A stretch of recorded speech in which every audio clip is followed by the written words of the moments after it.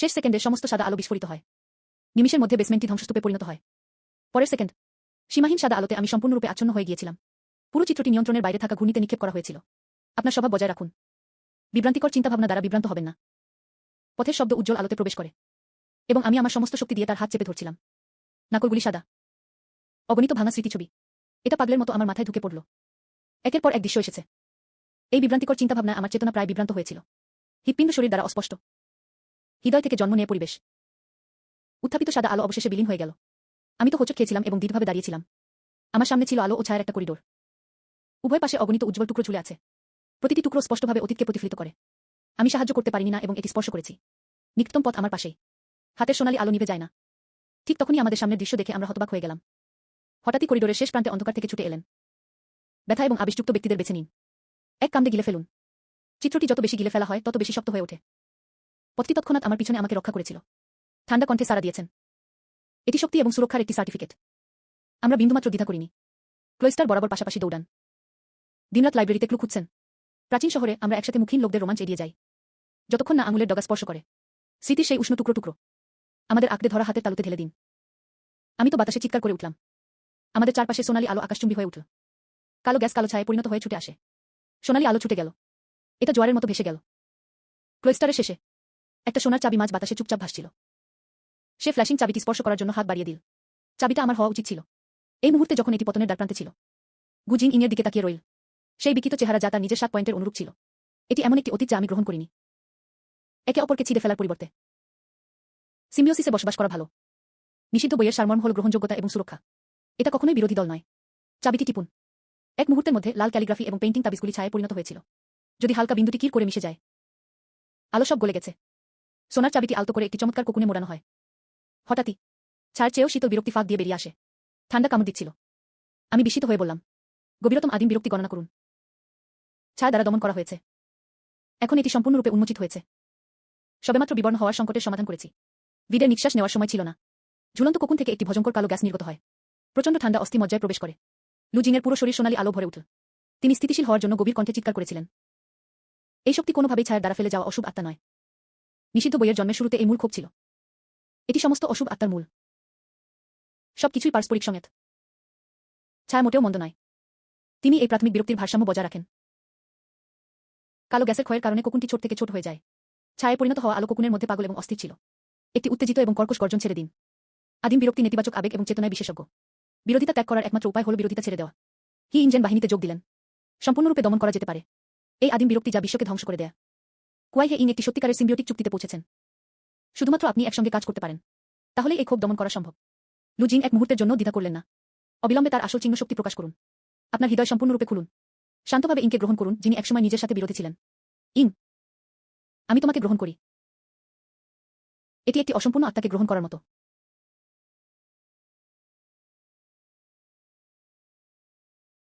দুজনেই একই মনের। ধাতু থেকে এর মুনাফা কেটে যায়। তৎক্ষণাৎ লাল বইটি হাতে তুলে ধরল। আকাশে রক্তরঙের রানগুলি এক মুহূর্তের মধ্যে ভেসে গেল। হালকা কোকুনে শক্তভাবে মোড়ানো। রাস্তা চলে গেছে। পরের সেকেন্ডে সোনালি, কালো ও লাল আলো বিস্ফোরিত হয়। একটি তীক্ষ্ণ চূড়ান্ত চাবি। একটি চমকপ্রদ আভা ফিরে পান। কি পিষ্ট! সিমিওসিস শব্দটি এর সাথে খোদাই করা হয়েছে। আদিম ক্ষোভ সম্পূর্ণরূপে ছড়িয়ে পড়ে। সরাসরি একটি বিশাল কালো ছায়া বিহেমতে ঘনীভূত হয়।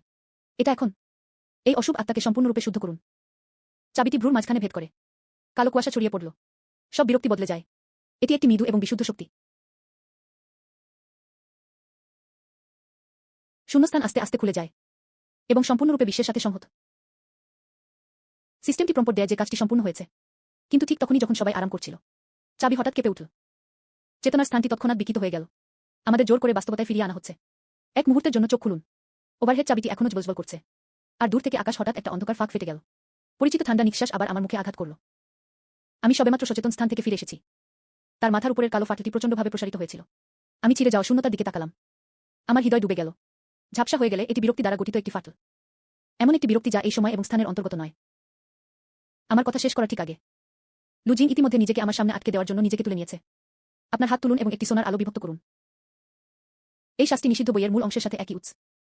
তবে আলো কেবল ইউক্সির প্রান্তটি স্পর্শ করেছিল। এটি অন্য জায়গা থেকে একটি বাহিনী দ্বারা অনুপ্রবেশ করেছিল। তার অভিব্যক্তি হঠাৎ গম্ভীর হয়ে ওঠে। সতর্কবার্তা বিনা সতর্কবার্তায় বিস্ফোরিত হয়। আমি উপরে তাকালাম। এক মুহূর্তের মধ্যে পুরো টুকরোটি ক্রোস্পেস বিরক্তির অনুপ্রবেশ শনাক্ত করে। এটি বিরক্তির একটি ফাটল। যদি সময়মতো সিল না করা হয়, বাস্তব জগৎ সম্পূর্ণরূপে বিরক্তির দ্বারা গ্রাস হয়ে যাবে। একটি সংকটময় মুহূর্তে চূড়ান্ত চাবিটি হঠাৎ বাতাস থেকে উঠে গেল। কিভাবে অস্পষ্টভাবে বাস্তবতাকে ছিঁড়ে ফেলা যায়? জোর করে সিল তৈরি করা হয় কিভাবে? দেখা যাচ্ছে যে আমরা নিষিদ্ধ বইয়ের বিরুদ্ধে মরিয়া লড়াই করছি। এটি সর্বদা কেবল একটি সিল করা শেল ছিল। ক্ষোভের আসল উৎস। এটি সেই ফাটলের অন্য প্রান্তে সুপ্ত ছিল। লাল বইটি স্বয়ংক্রিয়ভাবে এবং অবশেষে আমার হাতের তালুতে হিমশীতল হয়ে যায়। গোল্ডেন রানসের উপর ঘুরে বেড়ায়। প্রমাণের 3টি ভূত উঠে এসেছে। ফাটলগুলি সিল করা প্রয়োজন। 3টি জিনিস মুছে ফেলুন। আমি তো ছবির দিকে তাকিয়ে রইলাম, কিন্তু 3টেই জিনিস আশেপাশে নেই। সময় 1 সেকেন্ডের জন্য দেরি করা যাবে না। পথটি ইতিমধ্যে খেলা ভাঙার পথ দেখেছে। ফাটা পেট বড় হতে সময় লাগে। আমাদের সেনারা 2টি রুটে বিভক্ত। দ্রুত যুদ্ধ এবং দ্রুত সিদ্ধান্ত। সুস্পষ্টভাবে আদেশ করা হয়েছে। আমি তো তার হাত ধরলাম। আমাকে গম্ভীরভাবে বলা হয়েছিল লগবুকটি আনতে হাসপাতালে যেতে। নিরাপদ থাকতে ভুলবেন না। আমি পূর্ণ গতিতে ছুটে গেলাম পরিত্যক্ত হাসপাতালে। কালো কুয়াশা কালির মতো ছিল। আরও বেশি করে কালো ছায়া উঠছে এবং ঘুরে বেড়াচ্ছে। যে মুহূর্তে তিনি আর্কাইভের ধ্বংসস্তূপের মধ্যে ছুটে গেলেন, পুরো বিল্ডিং নীরব ছিল। শুধুমাত্র সেই পরীক্ষার লগ, ভাঙা সিমেন্ট স্ল্যাবের নিচে স্ট্যাটিক প্রেসিং। আমি দাঁত কিটমিট করে ভাঙা হাতটা তুলে নিলাম। আমি সবেমাত্র পরীক্ষার লগের ঠান্ডা কভারটি দেখেছি। তার পিছনে একটা বধির চিৎকার ভেসে উঠল। দিনের মুখ বিকৃত হয়ে গিয়েছিল। কালো গ্যাস সোজা দিকে ছুটে গেল। আমি হঠাৎ পাশ ঘুরিয়ে অবশিষ্ট আত্মাকে দূরে সরিয়ে দিলাম। কাঠের কাঠ ধরে দরজা দিয়ে ছুটে গেল। কিন্তু শুধু দরজা দিয়ে বেরিয়ে এলেন। পুরো লোকটি হিমশীতল হয়ে গেল। আমি হাসপাতালের প্রবেশদ্বারে দাঁড়িয়ে মুখ তুলে তাকালাম। আকাশ অনন্ত রাতের মতো অন্ধকার ছিল। ফাটলটি আগের চেয়ে কয়েক গুণ বড় ছিল। ওখানে কি ভালো চলছে? তিনি কি সময়মতো লাল এবং ব্রোঞ্জের কড়াইগুলি ফিরিয়ে আনতে সক্ষম হবেন? এটি একটি ফাটল যা তীব্রতর হয়। আমরা কি সত্যি এটি সিল করার জন্য সময়মতো এসেছি? আমি দিনের অবশিষ্ট আত্মার ভূতটি ছিঁড়ে ফেললাম। যাত্রা আসছে। এগিয়ে যাওয়ার জন্য যথাসাধ্য চেষ্টা করুন। এই পাগলকে আমার হাত ভাঙতে দেওয়া উচিত নয়। পরীক্ষামূলক লকটি ধরে রাখুন। আমি হোঁচট খেয়েছিলাম কিন্তু থামার সাহস পেলাম না। তার পিছনে কালো গর্জন ছায়ার মতো অনুসরণ করেছিল। মাটিতে ঘাস এবং গাছগুলি বিরক্তিতে ধোয়া পেয়েছিল এবং শুকিয়ে গিয়েছিল এবং সংকুচিত হয়েছিল। বিক্ষিপ্ত কালো ছায়া রাস্তার পাশ থেকে তুলে নিয়ে আটকে গেল। সেই মুহূর্তে যখন কালো ছায়া ঝাঁপিয়ে পড়ল, তার বাহুতে পরীক্ষামূলক লোকটি হঠাৎ জ্বলে উঠল। লাল রুন স্বয়ংক্রিয়ভাবে ঘোরাফেরা করে। শরীরের চারপাশে একটি জ্বলন্ত বাধা তৈরি করা হয়েছিল। বিরক্তি চর্মের সাথে সংঘর্ষ হয়েছিল। আমি আমার হাতের তালুতে ছাপ দেওয়ার জন্য অনুরোধ করলাম। সোনালি আলো ছড়িয়ে পড়েছে সারা দেশে। দাঁত কিটমিট করে দ্রুত গতিতে এগিয়ে গেল। পাগলের মতো সঙ্গমস্থলে ছুটে যান। আমার হৃদয়ে একটাই চিন্তা বাকি আছে। দূর থেকে পথ দেখলাম। লাফিয়ে উঠুন। যা ধসে পড়েছিল তা হল গ্রন্থাগারের ধ্বংসাবশেষ। ভাঙা দেয়ালের মাঝখানে কালো কুয়াশা ঢেলে উঠল। লাল কভারের গোপন বইটি বাতাসে ভাসতে থাকে। একটি অনন্য কালো এবং জ্বলন্ত শ্বাস। লাল বই খুবই গুরুত্বপূর্ণ। এটি অবশ্যই ভালো অবস্থায় পুনরুদ্ধার করা উচিত। তার হাতের তালু সোনার এবং কালো শক্তিকে ঘনীভূত করেছিল। তার চোখ ছিল ব্লেডের মতো তীক্ষ্ণ। কিন্তু যে মুহূর্তে সে তার আঙুলের ডগা দিয়ে গোপন বইটি স্পর্শ করল, চারপাশের কালো ছায়া হঠাৎ আবার মিলিত হয়েছিল। এটি প্রকৃতপক্ষে বিকৃত হয়ে একটি প্রাচীন বই পুনরুদ্ধারকারীর চেহারায় রূপান্তরিত হয়েছিল। হঠাৎ করে উঠল নীলশিরা। দাঁতগুলি উন্মুক্ত হয়। দাঁত খাওয়া এবং নাচের নখ। সে প্রথম কুলকে এড়িয়ে গিয়েছিল। কণ্ঠস্বর নিচু ছিল। তবে এটি নির্ণায়ক। রাস্তা দ্রুত ব্রোঞ্জের কড়াইয়ের দিকে ছুটে গেল। আঙুলের ডগাগুলি কেবল ঠান্ডা কড়াইটি স্পর্শ করেছিল। একটি হিংস্র কালো আভা ব্যাংক ব্যাক। ওকে তুলে দাও। ধোয়া ও ধুলোবালি এখনো নিভে যায়নি। প্রাচীন নগর পুরুষের অবশিষ্টাংশ আত্মা ধীরে ধীরে ধ্বংসস্তূপ থেকে উঠে এসেছিল। এটা আমার ইচ্ছা। লু জিং ঘুরে দাঁড়াল এবং স্থির হয়ে দাঁড়িয়েছিল। ঠান্ডা চোখ ছিল ব্লেডের মতো। একটা চিৎকার। অবশেষে আমি আগুন লাগার জায়গার মিটিং পয়েন্টে ছুটে গেলাম। মাটি 10 মিটার চৌড়া একটি ভয়াবহ ফাটল ধরেছে। কালো গ্যাস ফুটন্ত জলের মতো ছিটিয়ে উঠল। মাছের গন্ধ তীব্র। আমি তো আমার নিচের ঠোঁটটি শক্ত করে কামড় দিলাম। ভাঙা দেয়ালের ইটের ফাটলগুলিতে পেরেক গুলি খনন করে। আচরণের শেষ সুযোগ। কালো গ্যাস একটু একটু করে গিলে ফেলছে। আমি তো ভাঙা বাহুর পিছনে ছিলাম। আমার হৃদয় এতটাই প্রচণ্ড ধরফর করছিল যে আমি প্রায় আমার পাঁজর ভেঙে ফেললাম। নীরবে আমার হৃদয় এটি আবৃত্তি করুন। নামাজের পথ দ্রুত। একটু দ্রুত।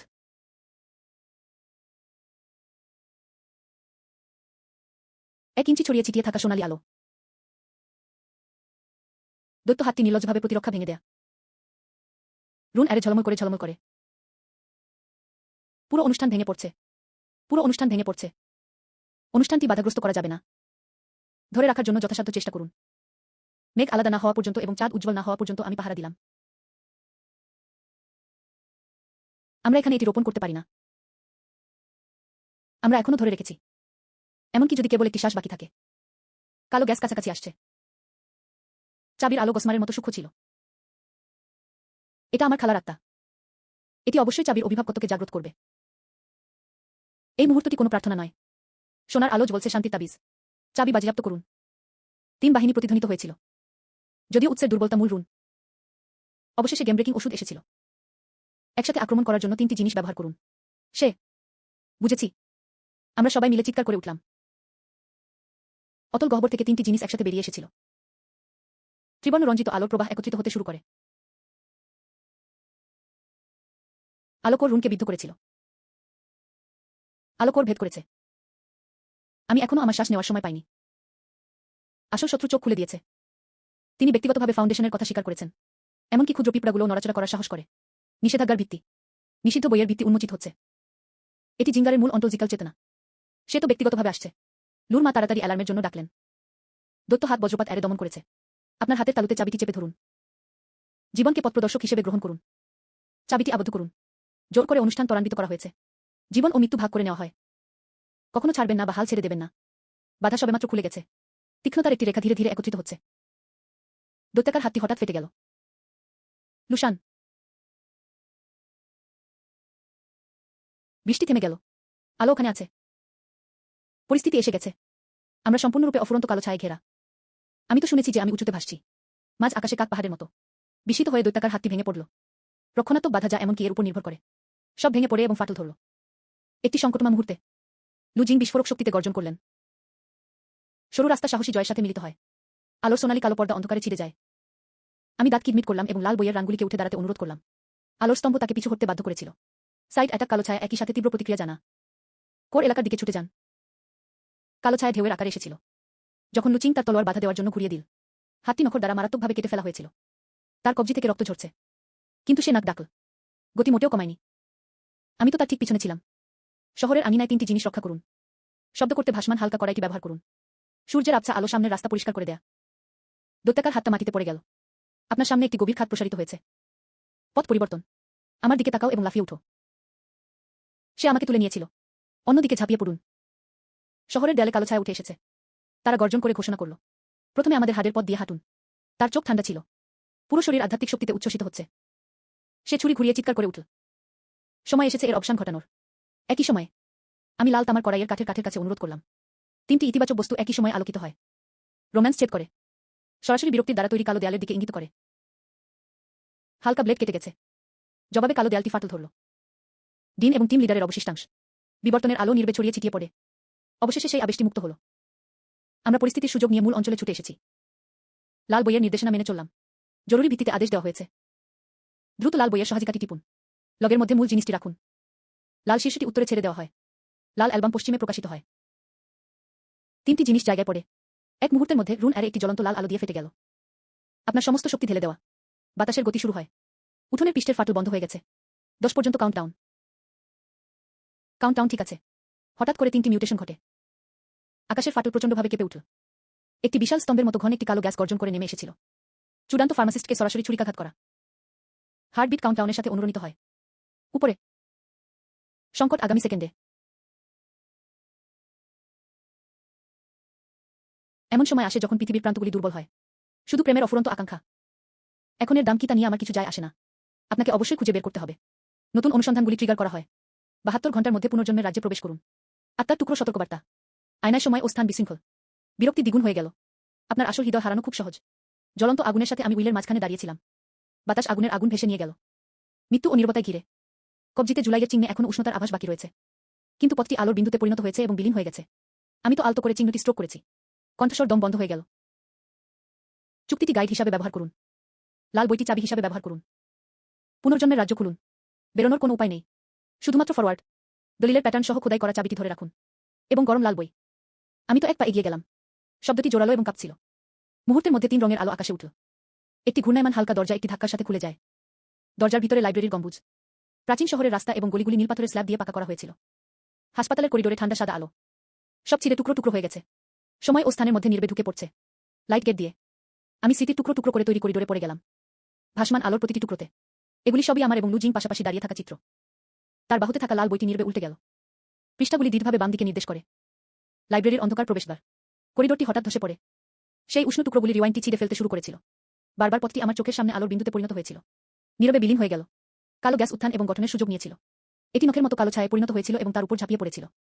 আমি তো দাঁত কিটমিট করেছি। মুষ্টিবদ্ধ করে গর্জে উঠল। তারা সবাই এখনো আমার জন্য অপেক্ষা করছে। কর্কশ হওয়া। কিন্তু তা ছিল বরফের শূন্যতার মধ্যে প্রচণ্ড আগুনের মতো যা কালো ছায়াকে ছত্রভঙ্গ করে দেয়া। লাইব্রেরির প্রবেশদ্বারে মাথা ডুবে যান। আমার সামনে লেআউটটি আর পরিচিত নয়। পরিবর্তে এটি বেশ কয়েকটি গোলকধাঁধা যা ক্রমাগত ঝাঁকুনি দেয়া। বাতাস আর্দ্র এবং ঠান্ডা। প্রাচীন বইয়ের প্রচ্ছদ কালো ডোরাকাটা গাছে হামাগুড়ি দিচ্ছে। আপনি নিজেই এটি ঘুরিয়ে দিয়েছেন। মাথার তকঝিনুক ঘর্জন শব্দ করুন। এই মুহূর্তে সিস্টেমটি হঠাৎ সতর্ক করে এবং বিস্ফোরিত হয়। সতর্ক করে যে পুনর্জন্মের অনুলিপিটি বিরক্তির দ্বারা হস্তক্ষেপ করা হয়েছে। সুপার বিরক্তির সাথে একটি গোপন প্যাভিলিয়ন রক্ষী। আমি সবেমাত্র সবুজ ও বইয়ের তাকগুলির একটি সারি বাইপাস করেছি। সে ছিল আমিন, কিন্তু তার চোখ ছিল ধূসর কাচের মতো। প্রতিবার কোনো চিহ্ন নেই। তার হাতে মেরামতের ছুরি। আমিন, তুমি এখানে কেন আছো? আমি বিব্রত বোধে পাশের দিকে এড়িয়ে গেলাম। অবাক হয়ে চিৎকার করে উঠল। কণ্ঠস্বর অবিশ্বাসে কাঁপতে কাঁপতে ভরে উঠল। গোলকধাঁধার গভীর থেকে একটা হাস্যহাসি ভেসে এল। কালো গ্যাস জোয়ারের মতো উড়ে গেল সোজা তার মাথার উপরে অজ্ঞান একটির কাছে। কিন্তু গুরুত্বপূর্ণ আচার অনুষ্ঠান আলোর পর্দা তৎক্ষণাৎ ফাটল দিয়ে ঢেকে গেল। কাচের পথের ভূতের মতো যা ভেঙে যেতে চলেছে। আমি আমার সামনে এটি ব্লক করার জন্য যথাসাধ্য চেষ্টা করেছি। চাবির আলো দ্রুত ম্লান হয়ে যাচ্ছে। অনুষ্ঠানে জোর করে হস্তক্ষেপ। আমি বিস্মিত হয়ে বললাম। আমি আমার কানের পর্দার সাথে আমার হৃদস্পন্দন শুনতে পেলাম। আঙুল দিয়ে আশা ফুটে উঠছে।